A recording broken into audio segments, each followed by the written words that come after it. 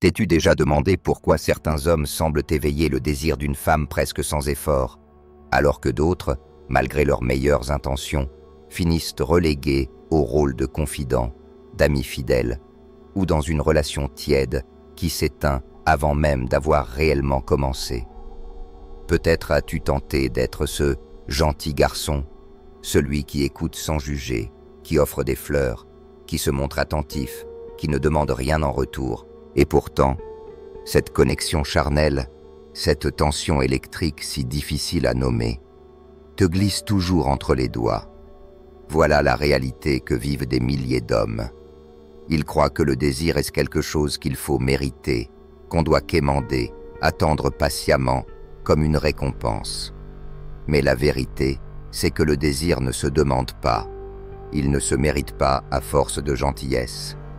Il se réveille. Il se provoque, il s'allume dans les profondeurs inconscientes de l'esprit féminin. Et si tu es encore en train de lire ces lignes, c'est que tu sens déjà cette vérité. Il y a un code caché, une vérité inconfortable qui dépasse de loin les conseils sentimentaux ou les discours de développement personnel en surface. Le désir sexuel, ce feu primitif, n'est pas déclenché par les mots doux, ni par l'obéissance, ni même par les compliments répétés. Il naît de ta présence, de ton contrôle, de ton mystère, de ta capacité à activer en elle des émotions qu'elle-même ne comprend pas, mais dont elle a désespérément besoin. Aujourd'hui, tu vas apprendre à manier ce feu. Je vais te révéler la méthode machiavélique qui touche les cordes invisibles du désir, qui implante en elle une addiction silencieuse, une fascination gravée dans son corps et dans son esprit. Il ne s'agit pas de techniques de séduction à bas prix, ni de manipulation douteuse. Ce dont nous parlons ici, c'est d'une compréhension profonde de la psychologie féminine.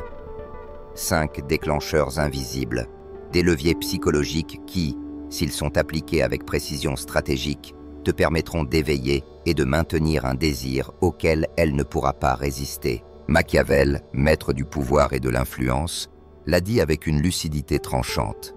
Les hommes sont si simples et si dépendants des nécessités immédiates que celui qui veut tromper trouvera toujours quelqu'un à tromper. Nous ne trompons personne, mais nous comprenons les besoins immédiats. Et dans le royaume du désir, ces besoins sont plus primitifs, plus bruts, plus puissants que ce que la société moderne veut admettre. Écoute attentivement. Si tu fermes cette page maintenant, tu resteras comme les autres, l'homme qui donne, qui attend, dont le désir est ignoré. Mais si tu restes, tu vas voir l'envers du jeu. Tu vas entrer dans l'esprit de celui qui ne supplie pas, qui ne cherche pas l'approbation, mais qui allume un feu qui laisse une trace invisible, sans même la toucher. Si ton ambition est de faire partie de ce 1% qui comprend ce système, alors prépare-toi, car après cela, elle ne te verra plus jamais de la même façon. Il était une fois un homme, pas le plus beau, pas le plus riche, pas même celui avec le corps le plus impressionnant. Et pourtant, les femmes les plus inaccessibles, les plus froides, les plus convoitées, se retrouvaient à ressentir pour lui un désir incontrôlable. Il ne les harcelait pas de messages, il ne les couvrait pas de cadeaux, il ne les étourdissait pas de compliments, il observait. Il écoutait avec une attention qui allait au-delà des mots, une attention capable de percevoir leurs peurs, leurs désirs enfouis. Et quand il parlait, quand il agissait, il le faisait avec lenteur, avec précision chirurgicale, comme si chaque geste transportait une énergie invisible, un mélange de désir et de puissance. Un jour, un ami, intrigué par son magnétisme étrange, lui demanda quel était son secret. Il répondit avec un sourire énigmatique. « Je ne cherche pas à leur plaire. Je cherche à résonner dans des endroits où elles ne savent même pas que le désir existe. Je ne cherche pas leur approbation. Je cherche leur abandon. » Cet homme n'avait pas appris la séduction sur les réseaux sociaux. Il n'avait pas passé ses nuits à étudier des forums de drague. Il avait observé l'esprit humain. Il avait lu Machiavel, Carl Jung, les grands maîtres de la stratégie et du comportement. Et il avait découvert ce que presque personne ne sait. Il existe des endroits dans le psychisme féminin qu'aucune main ne peut toucher, qu'aucune parole douce ne peut atteindre. Ces endroits sont activés par ta présence, par ton silence, par ton pouvoir émotionnel, par ta capacité à réveiller l'animal en elle. Et si tu apprends à voir ces endroits, à les sentir, à les utiliser comme un stratège, tu n'auras plus jamais besoin de supplier pour qu'on te désire. C'est elle qui cherchera ton contact. C'est elle qui voudra ta présence. C'est elle qui ne pourra plus t'oublier, même en essayant. Commençons par le socle fondamental. La première vérité que tu dois intégrer pour éveiller le désir est celle-ci. La prévisibilité tue la passion. Dans les profondeurs inconscientes, les femmes sont attirées par ce qu'elles ne peuvent pas entièrement décoder. La majorité des hommes commettent l'erreur fatale de devenir un livre ouvert dès les premiers instants.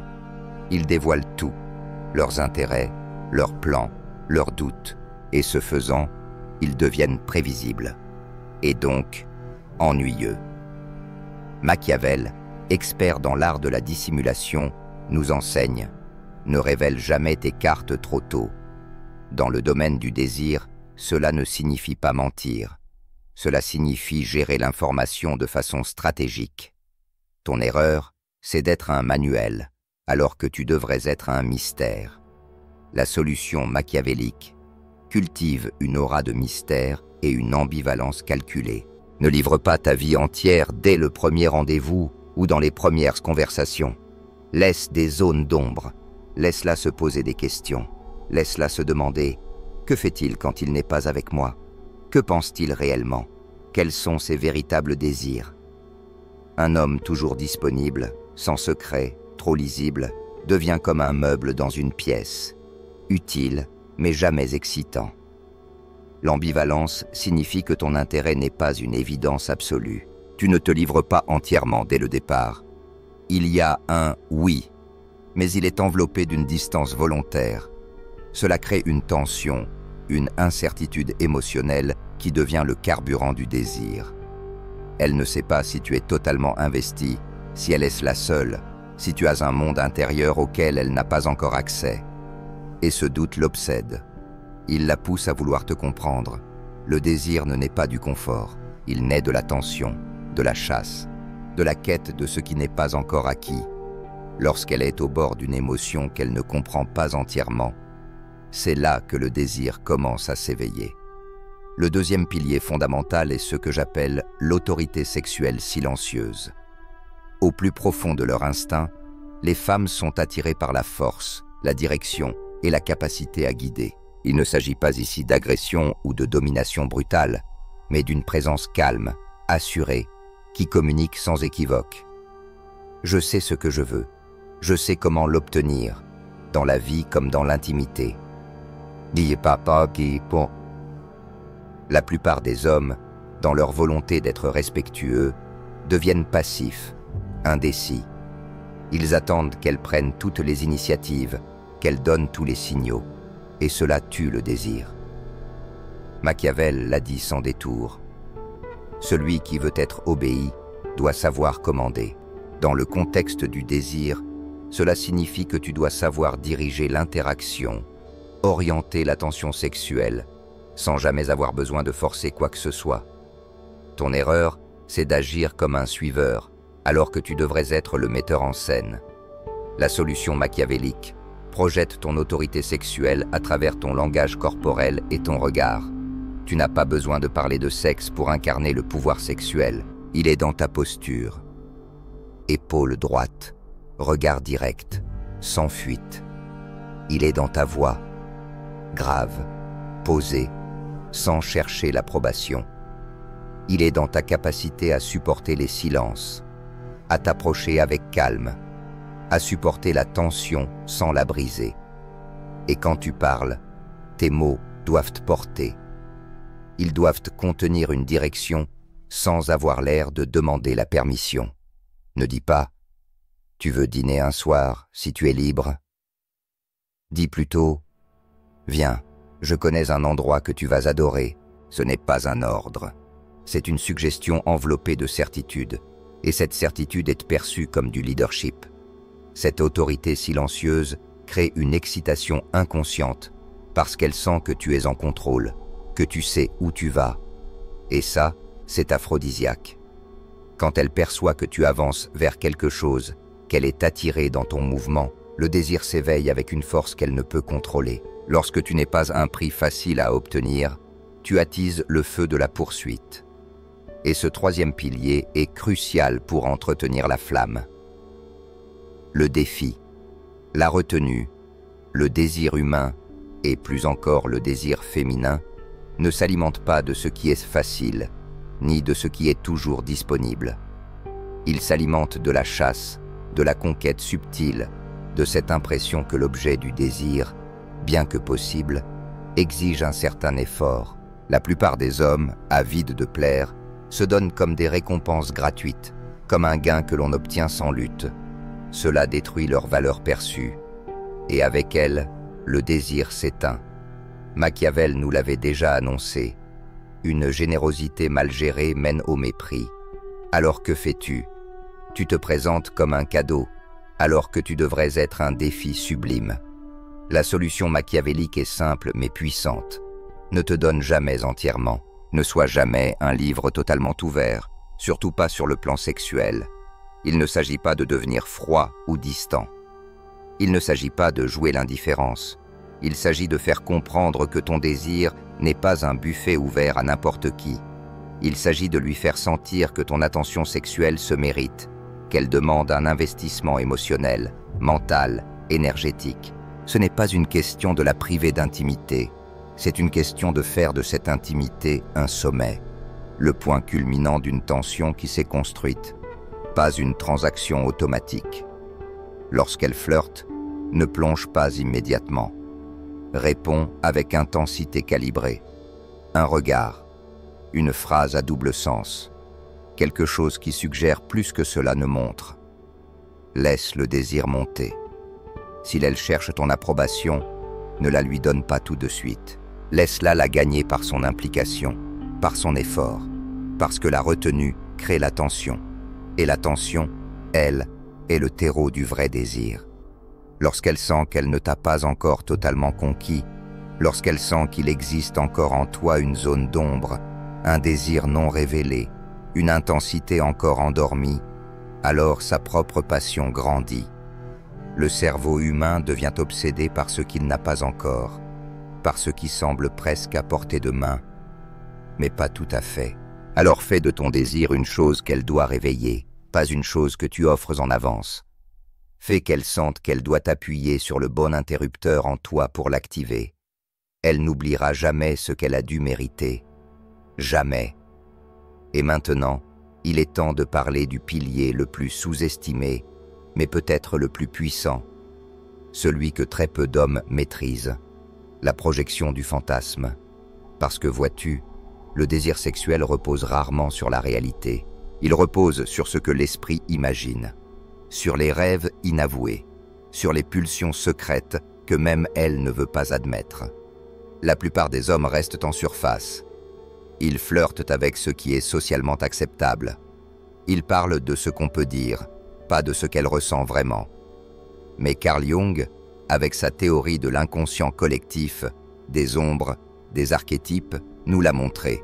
Il existe des désirs primitifs qui échappent à la logique. Tu veux toucher ces désirs-là?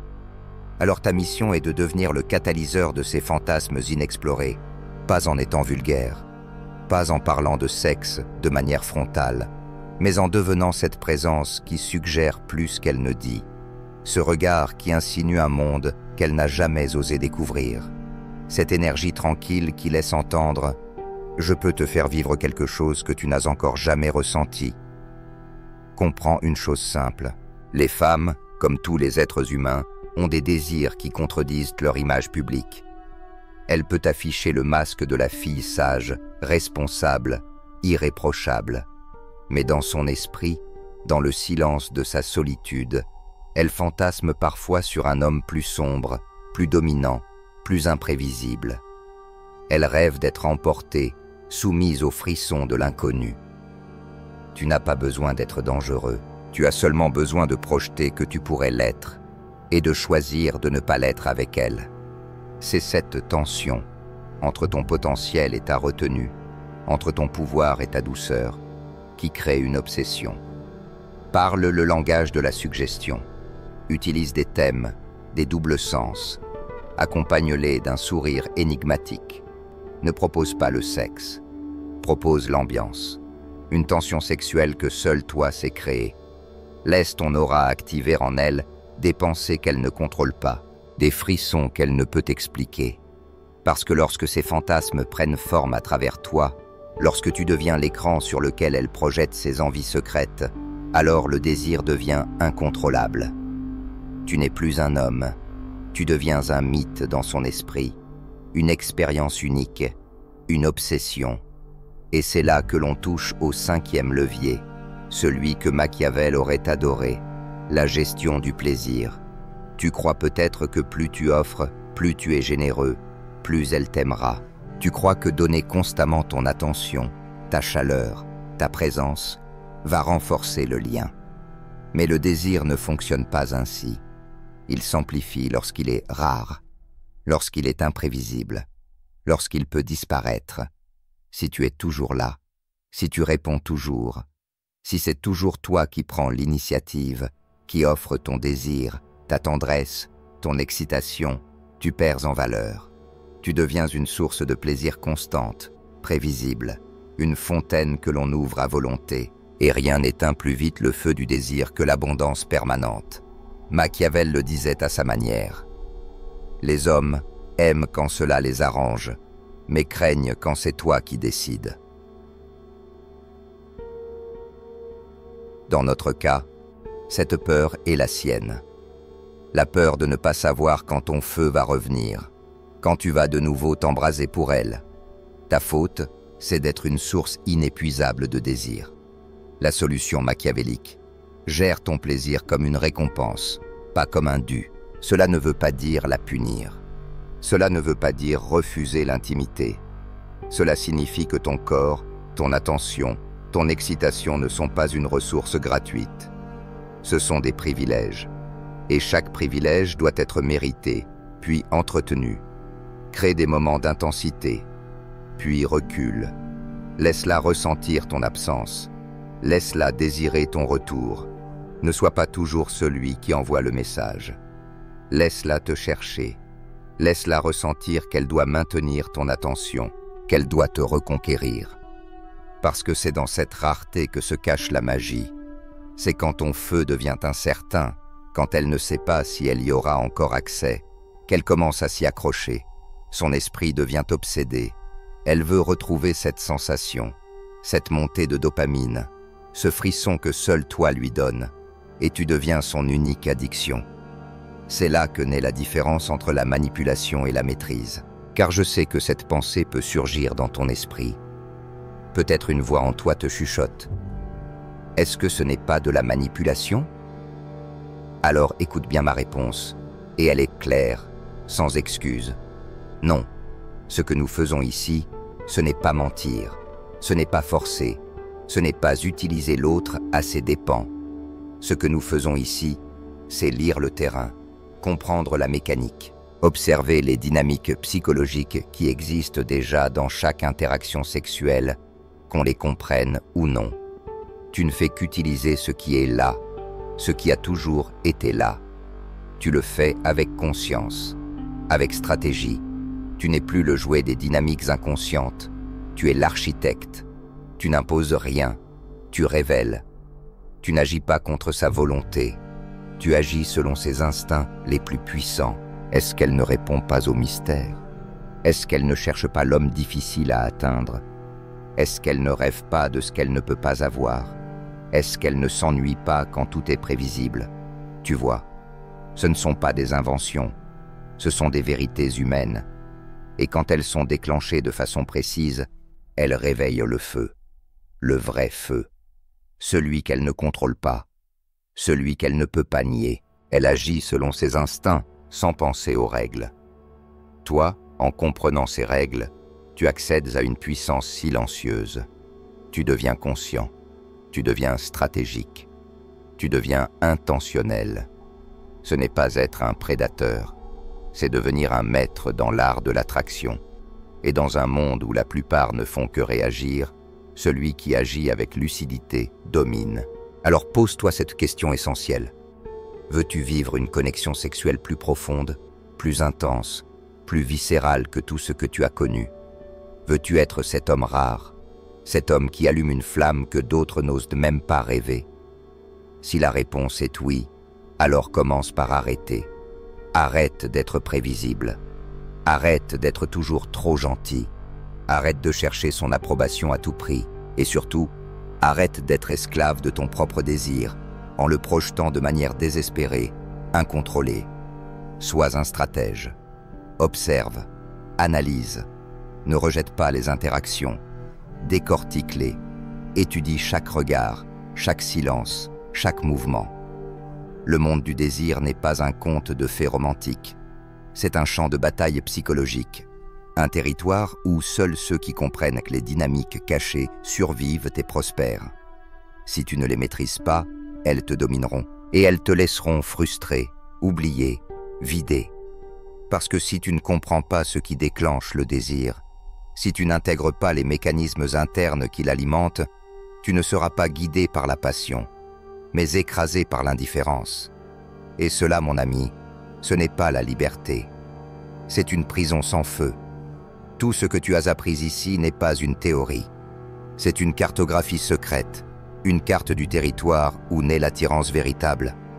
Tu ne pourras plus dire que tu ne savais pas. Tu sais maintenant que le désir ne dépend pas de ce que tu offres matériellement, mais de ce que tu fais naître en elle. Tu n'as plus besoin de demander. Tu dois éveiller. Tu n'as plus besoin de convaincre. Tu dois ressentir, projeter, incarner. Sois l'homme qu'elle n'arrive pas à décoder. Sois celui qui la trouble sans la blesser. Celui qui l'excite sans la toucher. Celui qui ne dit pas tout, mais qui fait deviner. Celui qui n'a pas besoin de montrer sa force, mais dont la simple présence la fait frissonner. Celui qui sait quand il faut s'avancer, et surtout quand il faut se retirer pour mieux laisser le vide travailler. Parce que ce vide, ce manque, c'est lui qui devient magnétisme. Les femmes ne tombent pas amoureuses d'un homme qui se donne entièrement dès le départ. Elles tombent amoureuses de celui qui reste partiellement voilé, de celui qu'elles croient pouvoir comprendre, mais qui échappe toujours un peu, de celui qui leur fait sentir qu'elles doivent encore creuser, encore mériter, encore le séduire, même lorsqu'elles l'ont déjà. Ce jeu n'est pas cruel, il est vital, car ce n'est pas l'absence de tension qui crée la passion, c'est son maintien. Tu veux devenir cet homme? Alors sois l'artiste du désir, sois celui qui compose chaque moment avec maîtrise, qui peint l'ambiguïté avec élégance, qui insuffle du mystère dans chaque silence, qui laisse la trace d'une promesse dans chaque regard. Le désir ne se crie pas, il se suggère, il s'écrit entre les lignes, dans les gestes, dans les silences bien placés. Il est dans le contrôle que tu as sur toi-même, dans ton calme, dans ton ancrage, dans ton absence de besoin, parce que c'est là que réside ton pouvoir ultime.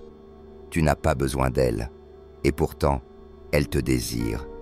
Tu es libre, et c'est cette liberté qu'elle veut capturer. Elle ressent que tu ne demandes pas, tu offres, tu ne t'imposes pas, tu attires, tu ne supplies pas, tu émanes. Elle sent que tu n'es pas dans la quête d'un vide à remplir, mais dans la pleine conscience d'un feu que tu peux accorder ou retenir. Rappelle-toi, dans le jeu du désir, ce n'est pas celui qui ressent le plus qui gagne, c'est celui qui sait manier les émotions, celui qui sait les provoquer, les amplifier, les suspendre. Tu n'es pas là pour recevoir, tu es là pour créer. Tu n'es pas là pour suivre le scénario qu'on t'a appris, tu es là pour écrire le tien. Le monde est rempli d'hommes qui espèrent, qui offrent tout trop vite, qui se bradent, qui croient que la gentillesse seule suffit, et ils finissent dans l'oubli, dans la fadeur, dans la frustration. Mais toi, tu es différent. Tu as maintenant entre tes mains un savoir que la plupart n'auront jamais. Tu as compris que le désir n'est pas une fleur qu'on arrose avec des mots doux. C'est une flamme qu'on nourrit avec le mystère, le contrôle, l'attention, le silence, la rareté, la suggestion, la puissance tranquille. Alors pose-toi une dernière question. Es-tu prêt à incarner ce savoir? Ou vas-tu le laisser s'éteindre comme une idée de plus que tu n'as jamais appliquée? Parce que si tu le mets en pratique, si tu intègres ces principes comme un art de vivre, comme une posture, comme une manière d'être, alors tu n'auras plus jamais à courir après le désir. Ce sera lui qui viendra à toi. Ce sera elle qui pensera à toi au milieu de la nuit, qui te cherchera dans les regards des autres, qui te regrettera dans les bras d'un autre, parce que tu seras devenu inoubliable. Tu seras devenu ce que les autres hommes ne savent même pas nommer, et dans le silence de son cœur, tu seras celui qu'elle ne pourra jamais effacer.